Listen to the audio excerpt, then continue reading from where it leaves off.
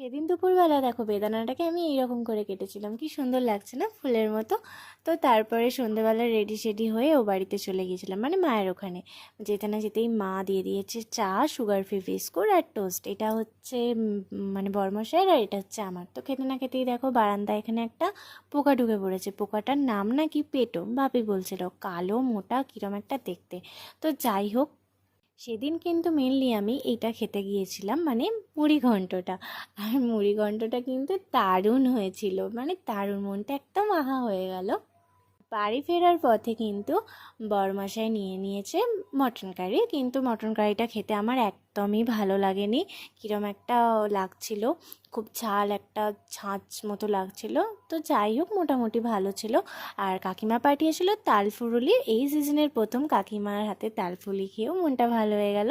আর আমরা এই যে দেখো এখন ফুটি খাচ্ছি। চলো আজকের মতো আসে, টাটা।